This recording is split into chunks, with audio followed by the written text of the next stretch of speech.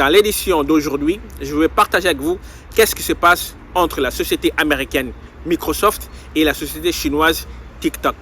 Pourquoi Washington et Pékin sont en train de se bagarrer pour ces deux compagnies-là. Mais avant tout, l'introduction. On se retrouve dans quelques secondes.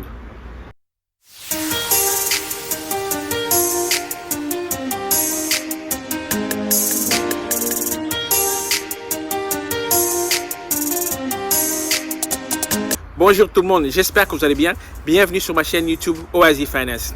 Pour les personnes qui sont nouveaux sur cette chaîne et qui me découvrent pour la première fois, mon nom c'est Samuel. Je suis investisseur et entrepreneur et sur ma chaîne YouTube, je partage mes connaissances sur comment investir en bourse. Si vous aussi vous souhaitez commencer à investir en bourse et vous constituer un patrimoine boursier, je vous invite donc à vous abonner sur cette chaîne car nous partagerons du contenu concernant cette thématique. N'oubliez pas de cliquer sur la cloche pour recevoir une notification à l'apparition de chacune de nos vidéos. Avant de commencer l'édition d'aujourd'hui, j'aimerais un peu revenir en arrière concernant la dernière vidéo que j'avais publiée sur Apple et son stock split. J'ai reçu beaucoup de questions là-dessus et beaucoup de commentaires, mais malheureusement, tous en privé. Chers amis, j'ai publié mes vidéos sur YouTube. J'apprécierais aussi que si vous avez des questions ou bien des commentaires, de bien vouloir les mettre sous les vidéos. Ça permettra aux autres personnes qui se posent peut-être la même question de recevoir aussi la même réponse que vous avez eue par la voie privée. Et surtout, ça nous aidera vers l'algorithme de YouTube. Pour les personnes qui se demandent s'il est mieux de acheter la valeur Apple maintenant ou bien d'attendre après le stock split, franchement, il n'y a pas vraiment une grande différence. La valeur d'Apple actuelle sera tout simplement divisée par 4 après le stock split. Donc fondamentalement, il n'y a rien qui va changer. C'est plus un truc psychologique que quoi d'autre. Personnellement, j'ai déjà une grande position dans la valeur Apple et je ne pense pas que je vais rajouter des actions avant le stock split. Je préférerais attendre après, surtout à un prix raisonnable. Pour les personnes qui n'ont pas encore regardé la vidéo que j'avais publiée concernant Apple et son stock split, je vous recommande d'aller le voir à l'appareil ici tout en haut. Pour les personnes qui souhaiteraient commencer à investir en bourse mais ne savent pas par où commencer, ne vous inquiétez pas les amis, j'ai mis en place une formation pour vous aider à mieux naviguer sur le marché financier.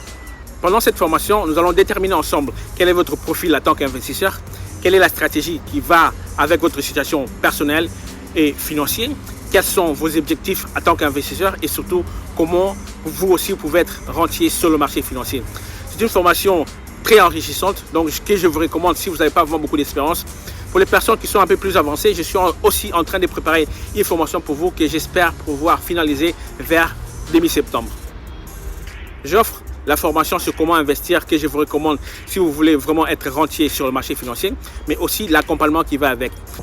La tension économique et politique entre Washington et Pékin fait que monter. Il y a de cela quelques semaines passées, le président américain Donald Trump avait déclaré qu'il allait bannir l'application TikTok sur le sol américain. Pour les personnes qui ne le savent pas, TikTok est une application des réseaux sociaux qui permet aux gens de se partager des courtes vidéos.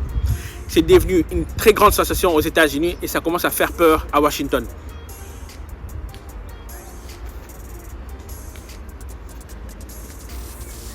Pourquoi est-ce qu'une application des réseaux sociaux fait-elle peur à Washington? Tout simplement parce que TikTok est une application qui appartient à une société chinoise.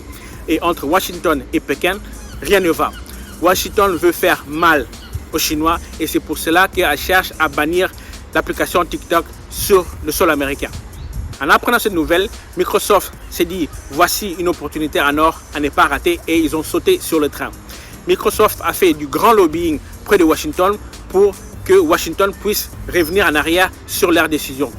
Après le grand lobbying de Microsoft à Washington, Donald Trump a fini par faire un pas en arrière et a décidé de laisser les opérations de TikTok sur le sol américain à condition qu'elles soient reprises par une société américaine.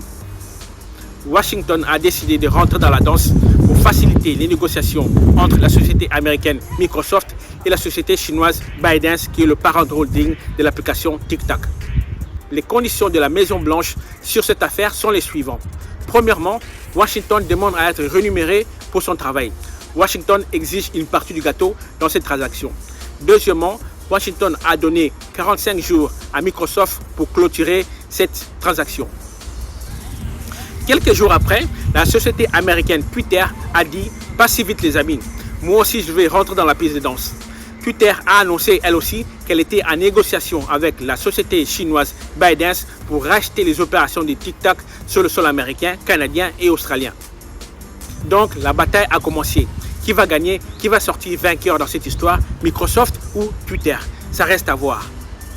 Ce qui est vrai est que Microsoft a beaucoup plus de chances de gagner cette bataille comparé à Twitter. Tout simplement parce qu'elle a beaucoup plus de capital pour acheter les opérations de TikTok sur le sol américain, canadien et australien. Si on regarde la bataille du point de vue financier, Microsoft a beaucoup plus de chances de gagner. Mais Twitter n'a pas dit son dernier mot. La valorisation en bourse de Twitter vaut la même que la valorisation de l'application TikTok. Donc si Twitter veut racheter les opérations de l'application TikTok sur le sol américain, canadien et australien, elle devra faire un levée de fonds pour avoir plus de capital.